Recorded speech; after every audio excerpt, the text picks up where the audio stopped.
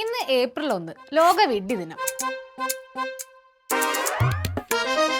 India ഉൾപ്പെടെ നിരവധി രാജ്യങ്ങളിൽ ഇന്ന് വിഡ്ഢികളുടെ ദിനമായി ആഘോഷിക്കുന്നു. സത്യത്തിൽ മറ്റുള്ളവരെ ഒന്ന് പറ്റിക്കുമ്പോൾ ഒരു പ്രത്യേക സുഖമാണല്ലേ. പ്രത്യേകിച്ച് ഏപ്രിൽ 1 കൂടിയാകുമ്പോൾ ആവേശം കുറച്ച് കൂടും. എന്നാൽ ശരിക്കും എന്നു മുതലാണ് ഏപ്രിൽ ഫുൾ ആഘോഷിക്കാൻ തുടങ്ങിയതെന്ന് അറിയാമോ? ഇന്ത്യയിൽ ബ്രിട്ടീഷുകാരുടെ വരവോടെയാണ് ഏപ്രിൽ ഫുൾ ആഘോഷിക്കാൻ തുടങ്ങിയതെന്നാണ് ചരിത്രം പറയുന്നത്. ഹിസ്റ്റോറിക്കലി അത് കറക്റ്റ് ആണെങ്കിലും ബ്രിട്ടീഷുകാരും ഇതും തമ്മിൽ എന്തെങ്കിലും ബന്ധമുണ്ടോ? ഇനി ചരിത്രത്തിൽ അങ്ങനെ ഒരു ബന്ധത്തെക്കുറിച്ച് പറയുന്നുണ്ടോ?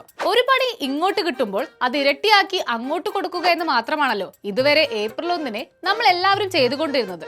മറ്റുള്ളവരെ മനഃപൂർവ്വം വിഡ്ഢിയാക്കാനുള്ള ഒരു ദിവസം അത് മാത്രമാണല്ലോ നമുക്കിന്ന്.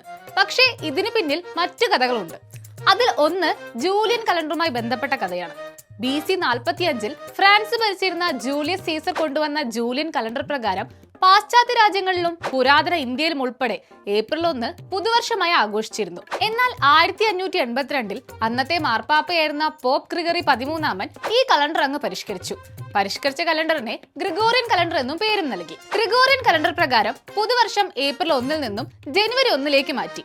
എന്നാൽ അന്നത്തെ വാർത്താവിനിമയ ഉപാധികളുടെ അഭാവം കാരണം പുതുവർഷം മാറ്റിയ വിവരം ജനങ്ങളെല്ലാം അറിഞ്ഞിരുന്നില്ല.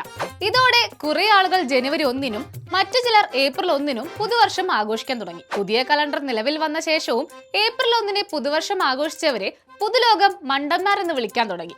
മാത്രമല്ല പുത്തൻ പരിഷ്കാരങ്ങളെ ഉൾക്കൊള്ളാൻ തയ്യാറാകാത്ത യാഥാസ്ഥിതികരായ ചിലരെയും കൂടി പരിഹസിച്ചുകൊണ്ടാണ് ഏപ്രിൽ 1 വിഡ്ഢിദിനമായി ആഘോഷിക്കാൻ തുടങ്ങിയതെന്നാണ് ഒരു വാദം.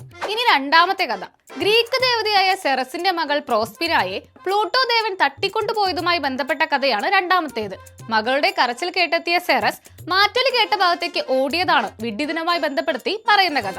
എന്തായാലും 18-ാം നൂറ്റാണ്ടോടെയാണ് ഇംഗ്ലണ്ടിലും സ്കോട്ട്ലാൻഡിലും വിഡ്ഢിദിനം ആഘോഷിക്കാൻ തുടങ്ങിയത്. തുടർന്ന് ഇംഗ്ലണ്ടിന്റെ കോളനികളിലേക്കും ഇവ വ്യാപിച്ചു.